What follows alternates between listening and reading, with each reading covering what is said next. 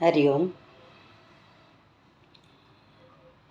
जवळजवळ पितृपक्ष संपत आलेला आहे आणि त्या पितृपक्षाच्या परवाच्या येणाऱ्या सर्वपित्री अमावस्या आणि त्यानंतर सुरू होणारं नवरात्र पर्व याच्याविषयी एक थोडं 5 मिनटं आपण पाहू. हरिओम. तुमच्या सर्वांच्या अंतरंगात बसलेल्या आत्मस्वरूपी गुरुदेवांना कोटी कोटी वंदन करू.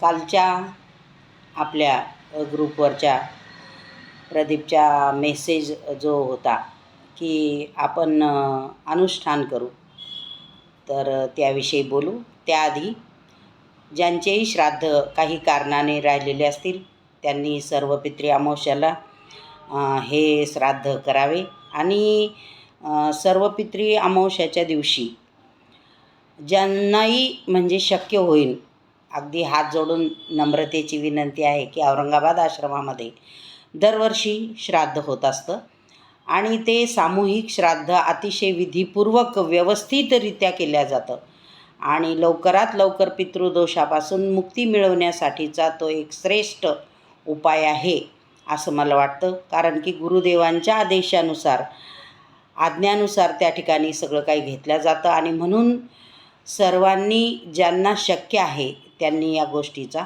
लाभ घ्यायचा आहे आणि ज्यांना नसेल तर रोजच्या पंचांगामध्ये जसं येतं, एका महिन्यापासून येऊन राहिलेलं आहे, त्याप्रमाणे आपल्या घरी विधीपूर्वक श्राद्ध करावं. तर हा झाला श्राद्धाचा विषय. आता अनुष्ठान. तर 4 नवरात्री येतात, 2 गुप्त 2 प्रकट.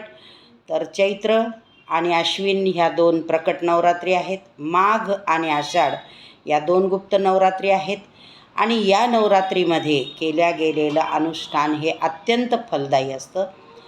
तर जास्तीत जास्त जणांनी नवरात्र मांडा, परंतु विशेष जे आपल्याला शक्य होईल तेवढंच करून जास्तीत जास्त आपल्याला काय करायचं आहे याच्यावर भर द्या. जे करायचं नाही त्याचा प्रोपोगंडा करून आणि मग विनाकारण त्याची ॲडव्हर्टाईज करून घरातल्या लोकांना, आपल्याला स्वतःला त्रास होईल असं काही न करता या सगळ्यांचा सुवर्ण मध्य साधत आपल्याला अनुष्ठान करायचं आहे. ज्यांना प्रदीपनं सांगितलेलं आहे त्या ग्रुपमध्ये जॉईन व्हायचं आहे त्यांनी त्या ग्रुपमध्ये जॉईन व्हा आणि आपल्या 10 माळी, 11 माळी, 21 माळी दिवसाचे 3ही संध्येचं डिवायडेशन, ज्यांच्याच्यानं एकाच वेळेस जमत नसेल त्यांनी 3ही संध्येचं डिवायडेशन करून संकल्पपूर्वक 9 दिवसाचं अनुष्ठान करावं. अनुष्ठान कसं करावं, किती करावं याचं अनुष्ठान विधी पुस्तकामध्ये सगळी माहिती दिलेली आहे.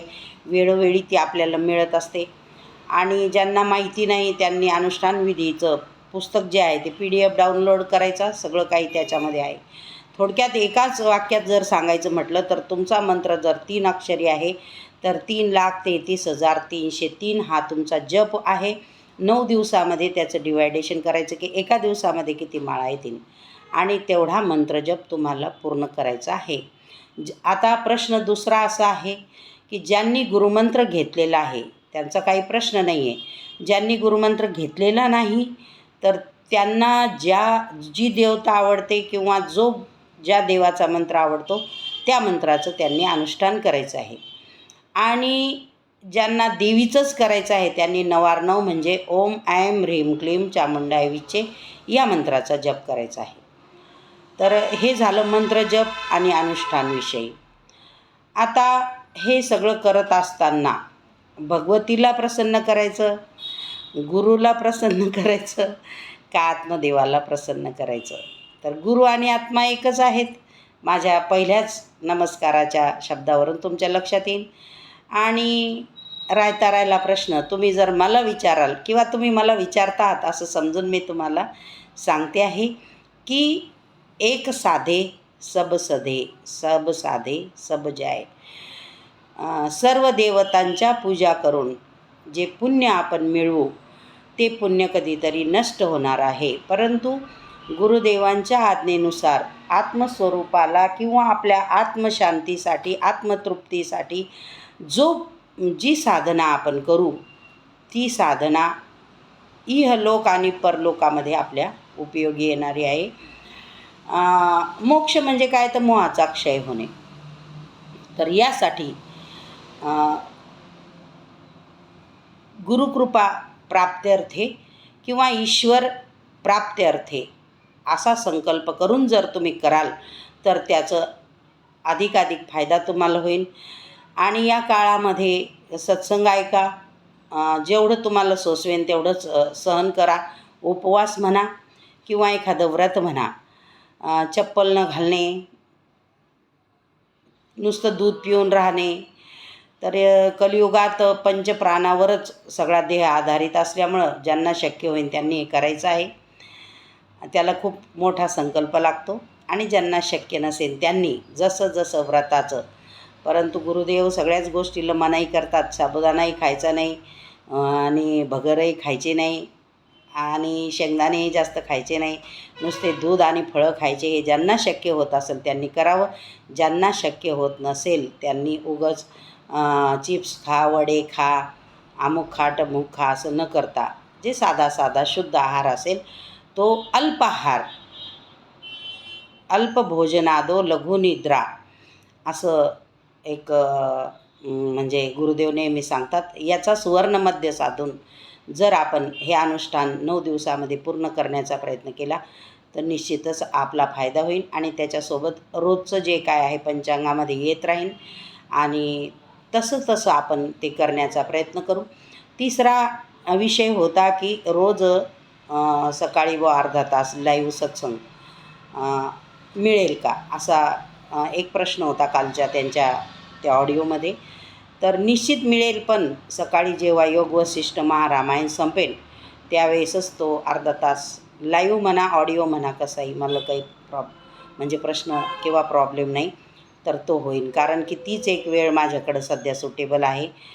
दुपारी शक्य नाही आणि संध्याकाळीही शक्य नाही. तर ज्यांना जमेल, जसं जमेल तसं त्यांनी त्यावेळेस जॉईन होण्याचा प्रयत्न करायचा आहे. लिंक त्याची दोन्ही ग्रुपला पाठवला जाईल. प्रदीपचा जो ग्रुप आहे आणि आपला जो ग्रुप आहे त्याच्यावरती लिंक पाठवल्या जाईल. आणि आपल्याला जसं जमेल तसं आपण त्यावेळेस, जसं जमेल म्हणजे त्याच वेळेस जॉईन होण्याचा प्रयत्न करायचा. आणि नाही जमलं तरी काय हरकत नाही. माझ्या मताप्रमाणे गुरुदेवांचे सत्संग खूप सुंदर आहेत.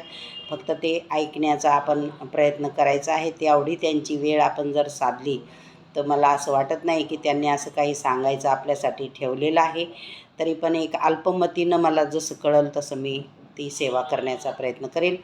तर असो, अनुष्ठानाविषयी अजून काही जास्त मला वाटतं बरेच दिवस आपल्याला दीक्षा घेऊन झालेले आहेत, त्याच्यामुळे अजून काही प्रश्न आपले नसावेत. तर नवरात्र बसलं त्यावेळेसच संकल्पपूर्वक अनुष्ठान किती माळा करणार आहात त्याचा संकल्प करा. आणि त्यावेळा म्हणजे जी वेळ तुम्ही एकदा घेतली की मी सकाळी 6 ते 7 करेन किंवा दुपारी 11 ते 1 करेन, ह्या माझ्या पहिल्या वेळा होत्या अनुष्ठानाच्या. की सकाळी 4 ते 7, दुपारी 11 ते 1 आणि संध्याकाळी पुन्हा 5 ते 7. तर तुम्ही जमलं तर या वेळात करण्याचा, म्हणजे याच्यामध्ये तिन्ही संध्या आपोआपच होतात, करण्याचा प्रयत्न करा. आणि निश्चितच आपलं जीवन अनुष्ठानातून उज्ज्वल करून घ्या. पण नेमकं काय मागायचं हे त्यावेळेस विवेकबुद्धी जागृत ठेवून भगवंताला, कारण तुम्ही नश्वर मागितलं ते संपून जाणार, शाश्वतच मागा. बाकी तर मी काही जास्त सांगू शकत नाही. तुमच्या गरजा काय आहेत त्या मला माहिती नाही, पण गरजा कधीच संपत नाहीत हे मात्र मला माहिती आहे. आणि त्याच्यामुळं काय मागायचं गुरुदेवांना, जो पहले दिया है वही कम नहीं है, उसे ही उठाने के काबिल नहीं हूँ. हा विचार जर मनात आणला तर खूप सहज, सुलभ आणि सोपं होईल जीवन तुमचंही आणि माझंही. त्यांनी सांगितलेल्या मार्गावर चालण्याचा प्रयत्न करूया. हरिओम हरिओम हरिओम.